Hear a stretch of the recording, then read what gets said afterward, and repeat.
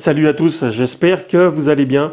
Eh ben, impeccable pour ma part, ravi de vous retrouver. On va parler d'intelligence artificielle pour faire de la musique avec Stable Audio qui est récupérable gratuitement via la plateforme Pinocchio. Comme vous avez pu le voir au début du tuto, je vous ai mis un tout petit exemple d'un petit bout de montage que j'ai pu faire avec trois boucles sonores. Vous regarderez dans le descriptif en dessous les différents liens et vous avez le clip complet qui dure 1 minute 30 qui est à la fin. Ça vous donnera une idée. Je suis pas du tout mélomane, j'y connais rien du tout. Je serais incapable de vous jouer 3 notes sur un piano ni à la guitare. Mais en attendant, on arrive à faire des choses qui sont déjà relativement sympathiques. En attendant, pensez à vous abonner et enclencher les notifications pour aider la chaîne. Et nous, on se retrouve tout de suite après ceci.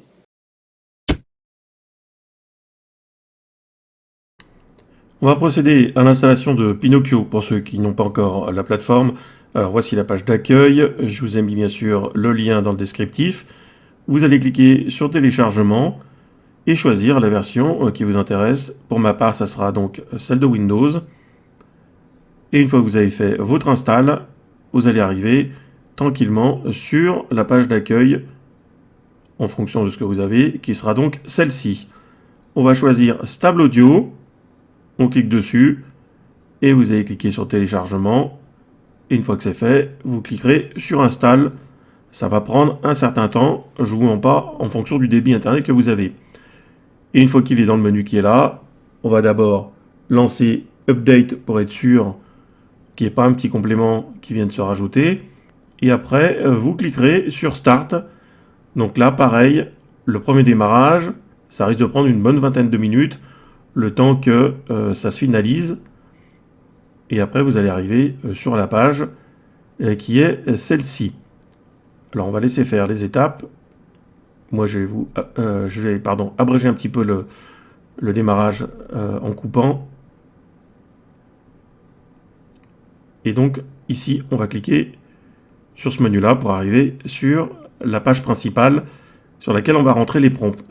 Alors, moi, je n'ai pas testé tous les petits sous-menus, mais déjà, dans un premier temps, ce que je vous conseille, c'est d'utiliser Google Traduction, et puis vous saisissez, ici par exemple, vous voyez, style David Guetta, 120 BPM, et on va cliquer sur Générer. Donc ici, le temps, j'ai fait le test, malheureusement, même si je mets 100, on restera toujours à 48 secondes. Je pense que c'est dû à la gratuité, certainement, du logiciel. Donc vous voyez, il y a plein de petits sous-menus, dont celui-ci qui va vous permettre de charger déjà un morceau prédéfini pour avoir des repères supplémentaires. Ça, personnellement, pour l'instant, je ne l'ai pas testé. On va laisser faire. Quand on va dans la partie qui est là, on voit le temps de calcul s'afficher avec la barre de menu qui est là. Et en bout de ligne, grosso modo, en général, il y en a environ pour 4 minutes. Voilà un premier petit test que j'ai pu faire. Ça vous donne une idée de ce qu'on peut obtenir. Je vais vous en montrer comme ça 2 ou 3 en fonction du repère. Vous allez voir qu'il y a des morceaux qui correspondent à ce qui m'a servi à faire le petit vidéoclip. Mais le rendu est plutôt satisfaisant. Moi, je trouve que le résultat est plutôt bon. Un autre petit morceau de 40 secondes. Alors, je ne vous mets pas jusqu'au bout, bien entendu. Mais on obtient des choses qui sont des boucles, certes, mais qui sont utilisables. Celui-ci aussi est assez sympa.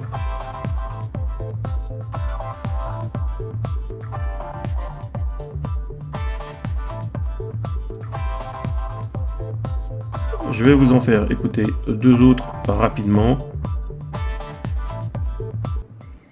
Alors là, bien sûr, c'est toujours avec des prompts différents, mais sachez que si vous utilisez le même prompt 2 fois d'affilée, bien sûr que la génération sera totalement différente.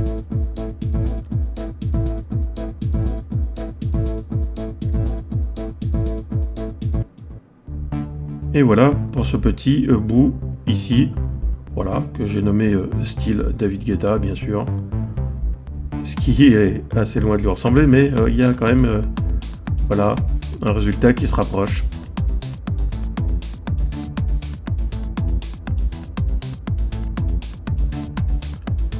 Voilà pour ces petits tests rapides que j'ai pu effectuer. Alors, le premier calcul que j'ai fait est toujours en cours. Je vais vous abréger aussi le temps de calcul. Là, c'est sans doute dû au fait que j'ai pas mal d'applications qui tournent. Donc, si vous voulez faire un petit montage, comme j'ai fait là, j'ai mis les 3 morceaux d'affilée. J'ai simplement joué sur la décroissance du volume pour pouvoir faire un semblant de mix. Et après, j'ai exporté le contenu audio. Pour ça, je l'ai fait sous VSDC. Vous pouvez le faire sur n'importe quel logiciel, que ce soit Premiere Pro ou autre. Et on arrive à obtenir une petite bande son. Et après, tout simplement, j'ai été chercher des petits vidéoclips gratuits. Alors, sur Vecteezy, Pixabay, peu importe. Hein, je vous mettrai des liens pour pouvoir joindre et arriver à composer un petit quelque chose. Et avec ces différents petits morceaux de vidéo, et ben on arrive à obtenir un petit clip ici, qui fait à peu près 1 minute 50, et qui est assez amusant. Voilà, je suis loin d'être un pro en la matière, mais je pense qu'il y a moyen d'arriver à faire pas mal de petites choses. Voilà, donc le calcul ici va être terminé. Je vais dans le menu principal. Vous voyez, on a les 48 secondes, pas plus, pas moins. Et ici, on va écouter ce que ça donne.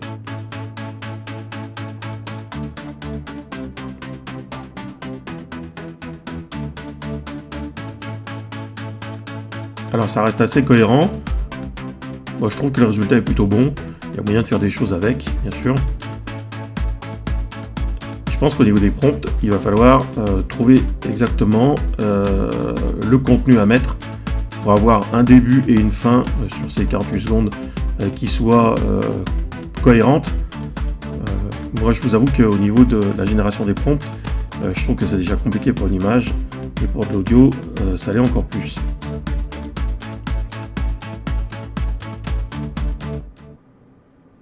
Alors, plusieurs petits sites intéressants. Donc celui-ci, pour vous montrer à quoi peuvent correspondre certains prompts. Donc là, on est vraiment sur le site de l'application, pardon. Donc vous pouvez le voir, on a quelque chose au niveau audio qui est vraiment top quand même. Très très bon résultat. Voilà, deuxième petit test. Là, vous en avez énormément comme ça. Ce qui peut être intéressant, c'est de faire un copier-coller d'un prompt et puis de le tester directement, c'est ce qu'on fera après. Plein de petits morceaux, vous voyez, en fonction des différents styles. Et ici, vous avez aussi la possibilité d'utiliser des instruments bien spécifiques. Ça donne aussi des résultats qui sont très bons. Là, vous avez d'autres possibilités. Vous allez voir en dessous, c'est de générer des effets spéciaux. Et vu les petits exemples que nous avons en dessous, ça marche plutôt pas mal.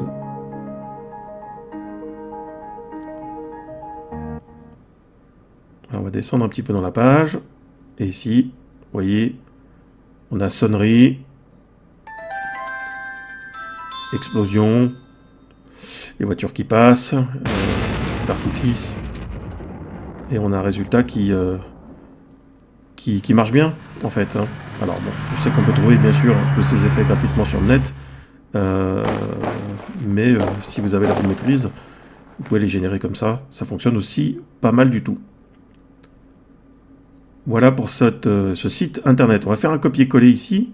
Par exemple, vous en prenez un comme ça, vous voyez. Copier, et vous allez directement là, et vous le collez ici. Puis après, vous générez vos morceaux. Comme ça, vous faites vos tests, et vous verrez ce que ça donne.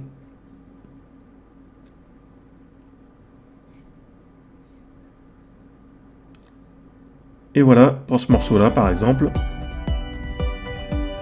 Alors, je ne vais pas tous vous les faire. Et vous voyez que le résultat, au final, est tout à fait utilisable. Alors, pour l'instant, malheureusement, c'est cette limite de temps, et savoir les prompts exactement comment les utiliser, parce que là, il me semble encore, par rapport à certains résultats, on n'est pas assez précis. Sur ce site-là, vous allez pouvoir demander à ce qu'il génère des prompts en fonction de ce que vous voulez. Alors là, par exemple, pour un style de jazz, bah voilà, vous avez ce contenu-là, vous faites un copier et un coller, et vous regardez ce que ça donne. Je vous laisserai faire le test. Hop, et on clique sur générer. Sur cet autre site, même principe. Voilà, du Katy Perry par exemple. Alors là, parfois, je pense que pour avoir des résultats satisfaisants, il est préférable de mettre moins de détails, simplement marquer un style de musique, par exemple, et simplement le nombre de BPM pour avoir un résultat. Regardez, ça correspond à la radio AI générée par Stable Audio. Donc le résultat là, il est assez incroyable puisque on a de la musique en continu. Vous pouvez la mettre en plein écran comme ça peut vous faire une ambiance sonore. Moi j'ai testé à plusieurs reprises et sur la totalité les différents styles de musique changent et ça reste assez incroyable parce que ça bug pas en fait. On a vraiment quelque chose qui est fluide sur toute la longueur de l'écoute. Je vous laisserai faire des petits tests sur ces différentes possibilités de l'application.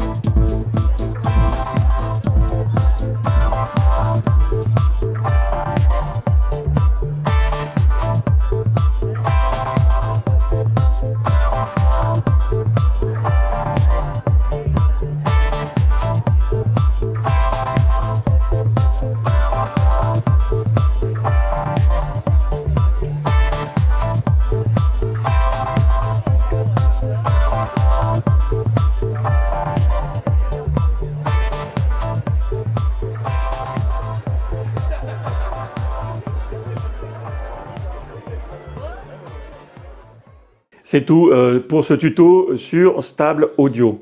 Comme vous avez pu le voir, à chaque fois que vous allez générer un morceau de musique, le résultat de la boucle sonore est plutôt satisfaisant. Alors, si vous utilisez à chaque fois le même prompt, vous verrez qu'au final, ça vous sortira quelque chose de complètement différent à chaque fois. Alors, j'ai trouvé deux défauts en particulier, bien sûr, c'est cette limitation à 48 secondes qui est un petit peu dommage, et ça, c'est dû à la gratuité, et on verra s'il y a des mises à jour, si ce temps se rallonge un petit peu. Et la deuxième chose, c'est qu'on n'arrive pas à obtenir des résultats comme sur le site directement du logiciel, où les ensembles musicaux sont bien plus cohérents que ces boucles sonores qu'on arrive à sortir.